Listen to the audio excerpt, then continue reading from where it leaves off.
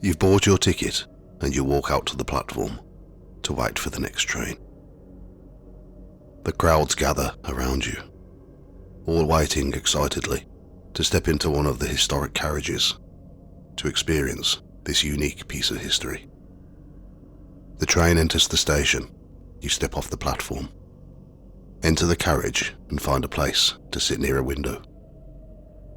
As the train starts to move off, you notice a man and a little girl standing on the platform, wearing clothes from the 1940s. Perhaps they're doing a reenactment, you think to yourself. But as you gaze at them, and they wave at the departing train, you realise that they start to fade away until they vanish completely.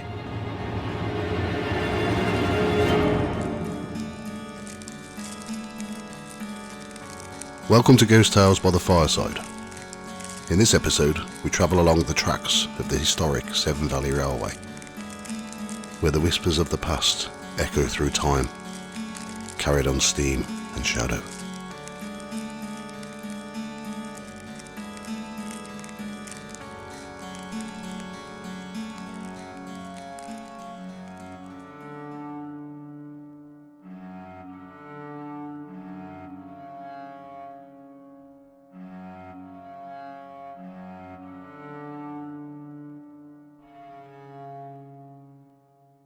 Our story begins at Bridgnorth station, a Victorian time capsule dating back to the 1860s. Though it faced closure a century later, fate had other plans. The station was saved from demolition and reopened in the 1970s as part of the Severn Valley Heritage Line. But some of its original passengers, it seems, never left. Modern-day visitors often report seeing a peculiar sight on the platform. A man and a little girl, dressed in Edwardian finery, waving at passing trains. Many assume they are costumed performers, adding historical flavour to the experience. But when questioned, station staff shake their heads. No such performers are employed. People believe these figures are apparitions from the golden age of steam. Who they are and why they linger, eternally waving at trains that will never stop for them, remains a mystery that haunts this stretch of track. The platform spirits are not alone in haunting this historic railway.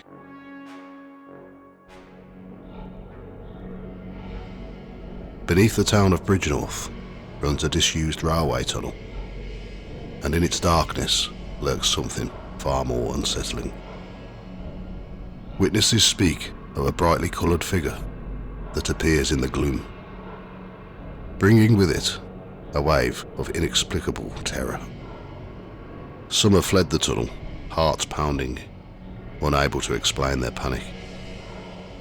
Others have been frozen in place, watching as the mysterious illumination dances on the damp walls. A century ago, a railway worker met a gruesome end in this very tunnel, crushed by a heavy cart. Could the strange light be his ghostly lantern, forever searching the darkness? And does the fear that grips witnesses echo his final, terrifying moments? One of the most chilling tales from the Severn Valley Railway comes from Arley, where the ruins of Arley Castle hold dark secrets of their own. In 1954, a young railway enthusiast had an encounter that would haunt him for the rest of his life. The boy was just 13, taking photographs with his father's old camera. The castle was abandoned, but something drew him inside. As he explored the empty rooms, he felt watched. Then suddenly, everything changed. The boy found himself transported back to the 1800s, face to face with Lord Mount Norris, the cruel former owner of the castle. In this vision, he witnessed the Lord's violent opposition to the railway's construction, including a horrific incident involving a surveyor's apprentice in a vicious man-trap. When the vision ended, the boy met a kindly elderly man who revealed the truth behind his supernatural experience.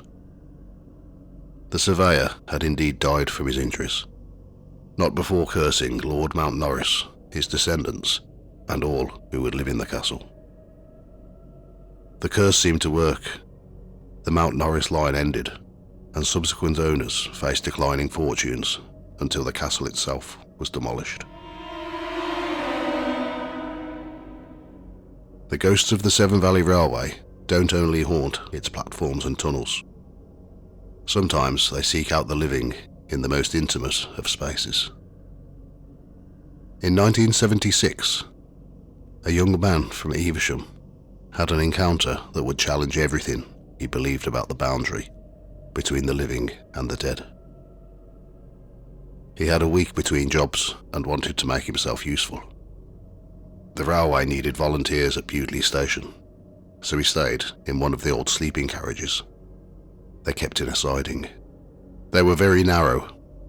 They were just 66 inches wide, with a bunk and an old sink that didn't work. Barely room to turn around. On his last night, he drifted off to sleep in his cramped compartment. But around 1 a.m, something woke him. He felt the sensation of not being alone. Then he heard voices that sounded like two teenage girls, speaking right behind where he lay. He heard the first girl say, "Isn't he peaceful? Shall we wake him?" The second girl said, No, leave him to sleep." He said that they sounded like sisters, with such sweet, soft voices. But his first thought wasn't about ghosts. It was, how did they get in here? There was barely room for himself, let alone two others. It was possible to force the door open with a screwdriver, but it would make a lot of noise. He'd been facing the wall, so he swung around to confront them. But the compartment was empty. Every pore in his body opened. He was drenched in sweat. He grabbed his torch and checked the neighbouring compartment, then all around outside.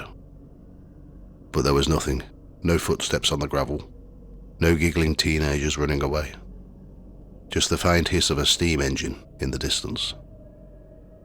He didn't sleep again that night. As his sweat dried, he grew terribly cold, huddling in his sleeping bag, but never finding warmth. The next day, he learnt that no teenagers were staying on site. Only older volunteers with young children. He kept that story to himself for a long time. Who'd believe it? But sometimes, on quiet nights, he still hears those gentle voices asking if they should wake him. The Severn Valley Railway of today is a testament to preservation. Running 16 miles from Bridgnorth to Kidderminster. Over 200,000 visitors a year enjoy its lovingly restored stations, signal boxes and magnificent steam locomotives. But as they travel through this living museum, few realise they're sharing the journey with passengers and workers from another time. The little girl and her companion still wave from Bridgnorth platform. The ghostly lantern still searches the darkness of the tunnel. The ruins of Arley Castle still hold their terrible secrets. And in a siding at Bewdley, two ghostly sisters still watch over sleeping volunteers, deciding whether to wake them. So the next time you ride the Severn Valley Railway, remember, you're not just travelling through space, but through time. And some of your fellow travellers, or perhaps your nighttime visitors, may have bought their tickets a very, very long time ago.